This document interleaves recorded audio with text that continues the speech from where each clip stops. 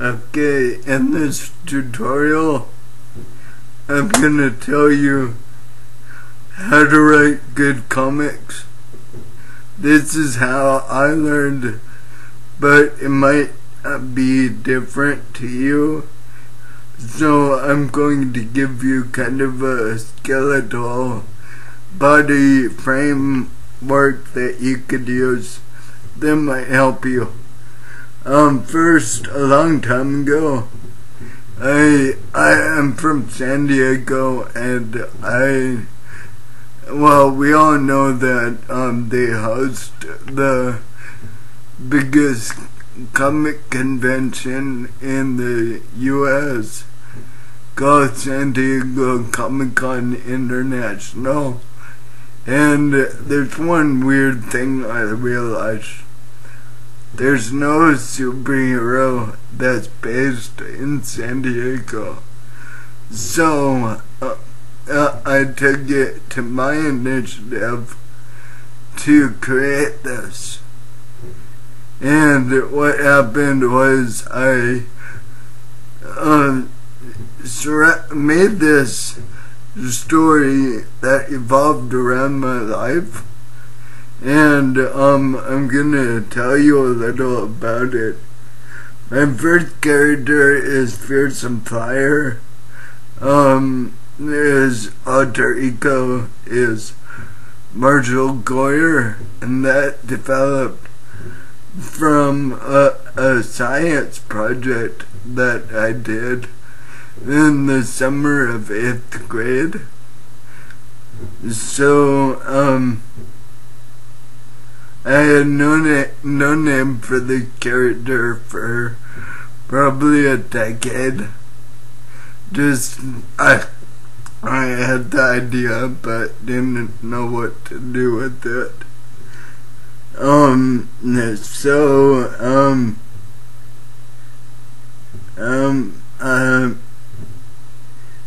It was named one day when I came home from school.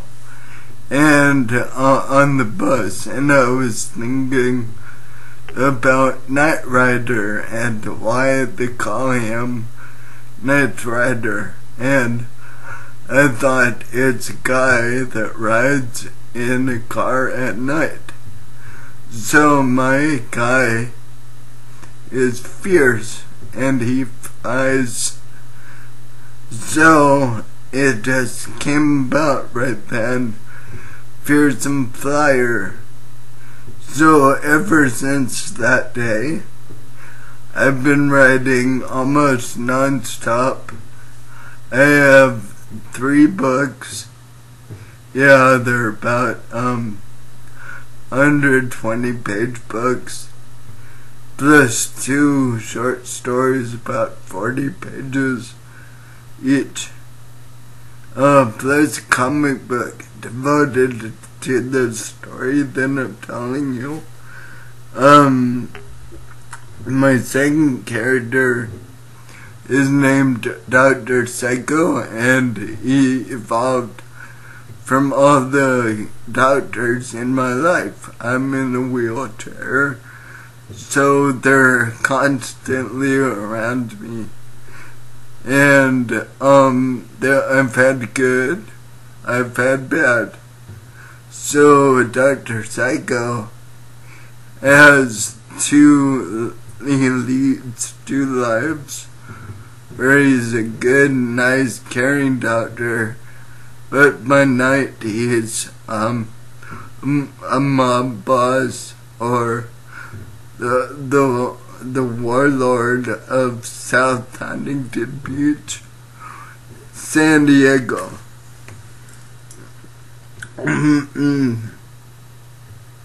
So, he has a second in charge.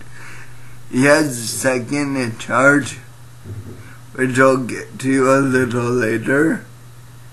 Why he's so important is he kidnapped an innocent girl, but she turned on him when she found out that he was responsible for something I can't tell you. You'll have to read my comics to find out. And so, the next character is Hoodlum. Hoodlum is kind of an odd character because it's about all my relationship interests all wrapped into one character. So the evil part, of course, is mostly formed around my first girlfriend. And the nice part of her was kind of created because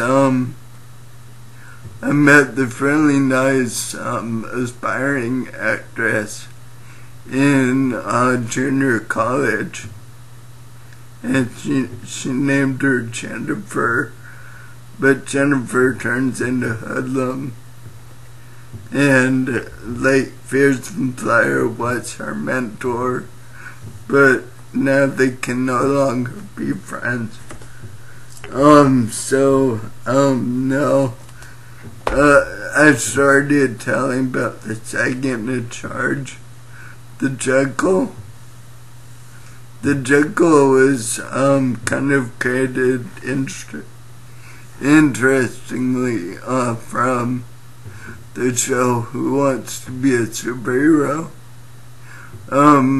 So this show Stan Lee hosted, and he appeared on different billboards, and I thought that was pretty neat how there were close-ups and stuff. So I took that idea and thought maybe it could be a shadow figure, and then it kind of developed this the attributes of the Jekyll.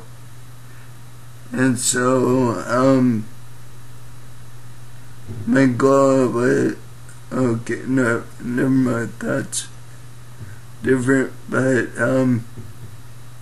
the attributes are that the Jekyll is your everyday drug dealer that you find on the streets, but he's also a sniper. You'll see why and how he shows this when you read my comics. He's the one that's mostly responsible for creating a character I'll tell you about soon, called the Chameleon. And no, this is not the Marvel Chameleon. I realized after I wrote this whole script that the Chameleon is already a character, so I hope Marvel shows some respect to that, and they see that maybe they can explore the beginnings of their character, the Chameleon, before he had a white mask.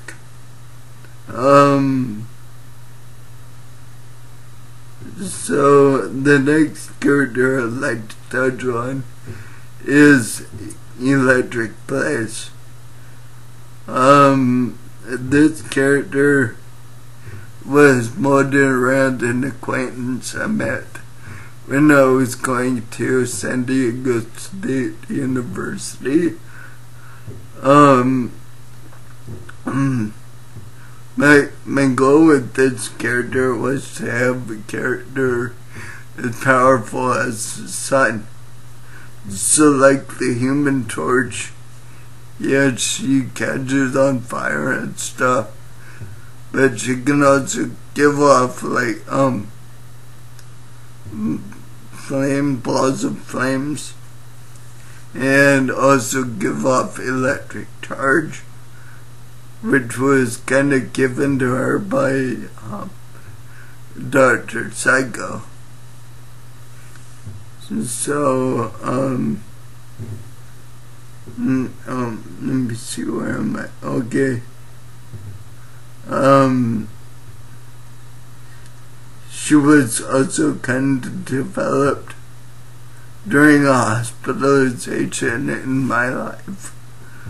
So because of that, it was really hard to write my experiences under the drugs that they use and what I felt went on, but probably didn't even go on, I'm not sure.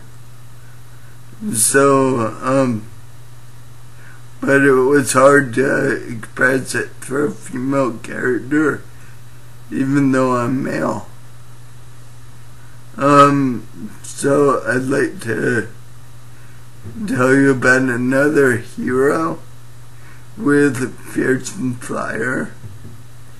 Is Magnesian. Magnesian is kind of created around a junior college friend of mine who's in a wheelchair that taught me public transportation. May not seem like much to you, but that's how I got to San Diego State every day. So this character's name is Robert Nolan. Robert and Marshall are friends. And he always hangs out with his friend who's in a wheelchair at the time. But he himself, in my stories, becomes disabled. I won't tell you how, you'll have to read it up. And so his friend, because he's been through it all before already, kind of motivates his friend Robert to get as better as he can be through therapy.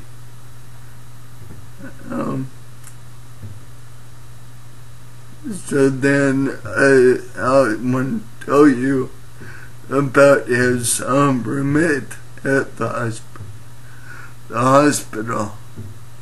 She becomes a character called Cyclone, but in reality her name is Cynthia Clark. It was created by two heads combined. Someone that I don't know, I thought I knew, but it kind of went weird. Someone who I met online. So people online are not always the people you think they are. Okay, so science plays a big role in Cyclone. She has cyanide plasters. Cyanide is found in nuts. So there's special bullets with nut powder instead of gunpowder.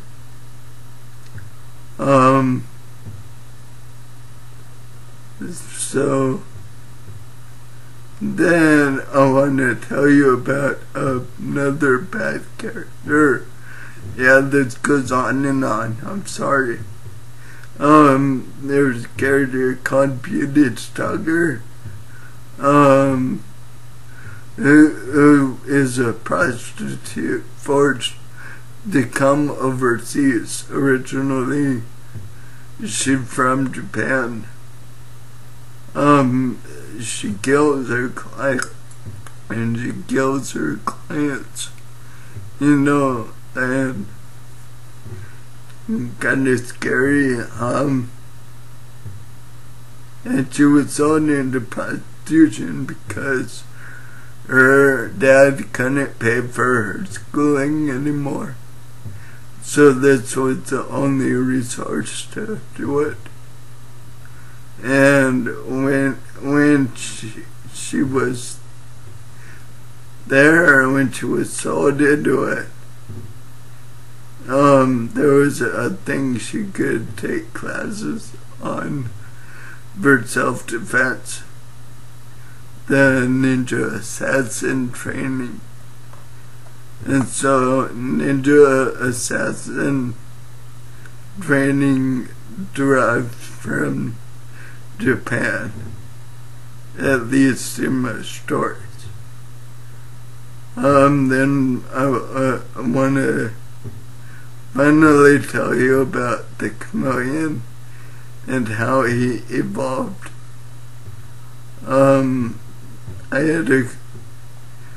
I had to create some new science project stuff that isn't out there in the real world. For instance, magnesium is a top secret project called the MGNZN, and this was developed by Psycorp. Psycor, I named it that because of LuthorCore. I thought that sounded good. I put science with corporation and called it Psycorp. And what really helped was I had to pass the internship at Spaywar HQ in Old Town San Diego, and Psycorp kind of became that location. And so, like I said, this is the untold story of how the chameleon evolved. I won't tell you the whole story. You'll have to read it, or hopefully they come out in movies. So that includes part 1. Part 2 of how to make good comics is I wanted to tell you why there were the last names of my heroes, Goyer, Nolan, and Clark. Okay, long time ago, I wrote a Batman script before the restart, which was under the codename The Intimidation Game. That's a whole new trilogy that was most recently released. And so, I know it needed to be restarted by an unused character. So I thought, what better way to restart it than with the Scarecrow? Now there's some relation with Batman Begins. How little do we know that the Scarecrow was used to restart it. Okay. And then I felt if David Goyer was going to restart the trilogy that my way, then I can borrow his last name. And then the same goes with the director, Christopher Nolan. I borrowed his last name. And then I thought my doctor's last name, Clark, worked with my goal of naming the female character, Cynthia, Synth, because I wanted Sin in there, because they're not the same kind of characters that are out there today. Then I wanted to tell you a little about my side project that I'm starting. And it's gonna go on and on. It's called Nemesis. And so, this side project is kind of a way to deal with all the trauma in my life. And that's been happening concurrently. My uncle commit suicide, supposedly, or it was staged. I myself believe he was murdered. Nobody would shoot themselves twice. And then recently the director of Student Disability Services at SDSU was murdered also by her boyfriend. And that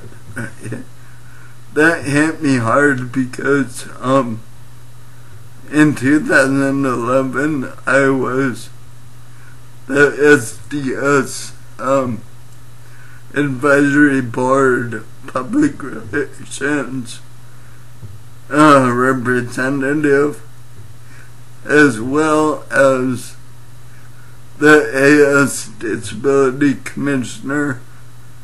I did that because I was trying to create better ties with the disabled community to the general student community. So I just wanted to tell you those things. So dealing with trauma is a big reason why I also wrote the other story with Fierce and Fire, Magnesium, and Cyclone. So you may want to try using trauma to create stories.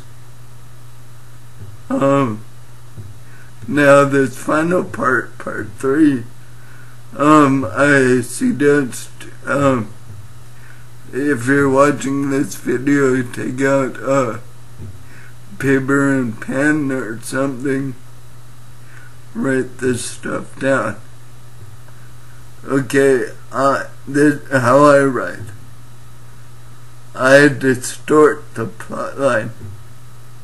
The natural order is the exposition, which is the introduction of characters, and it's also where it takes place, followed by the conflict, which is the problem encountered, followed by the rising action, which is where the journey begins.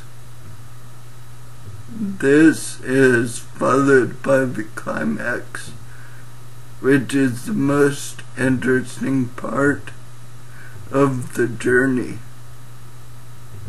And then the falling action is the downward twirl of interest, followed by the resolution, which is when the problem is resolved. Okay, and now what I do? You don't have to do this if you don't feel comfortable.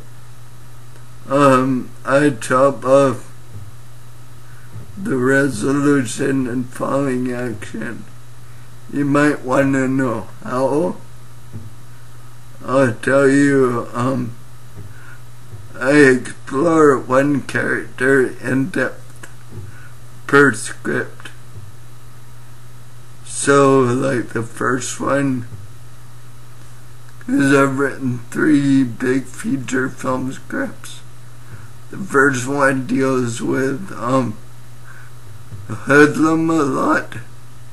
That's why it's titled Hoodlum the Darkness. The second one is titled Praying Mantis because it deals with praying mantis a lot. The third one is titled The Jekyll because it covers the Jekyll a lot. So, I have one main theme, and all my themes are controversial. So the first one I dealt with culture clash. The second one I dealt with gang violence. The third one is when I it went over prostitution a lot. And so like I've been explaining, there's 3 backstories.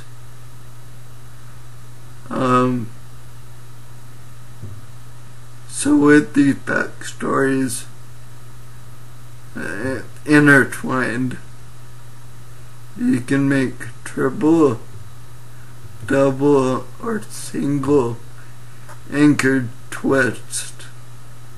That's what I call it. Just basically weaving the story to gain more interest and leave you to always want more.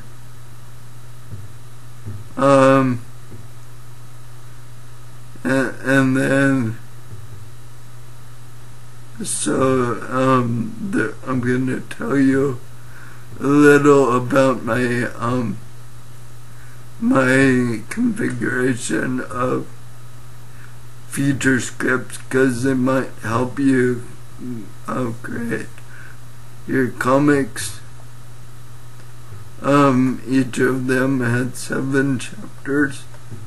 Each chapter was approximately 15 pages. 1 page is about 1 minute.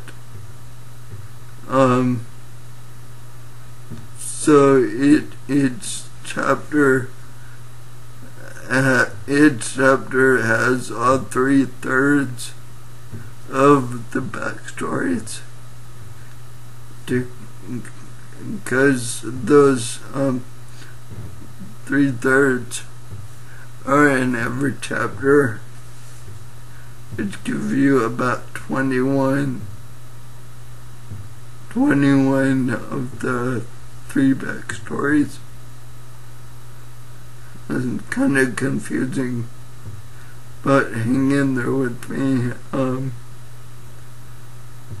So like I explained a little bit, anchored twist are stories braided together. One backstory is like a clump of hair,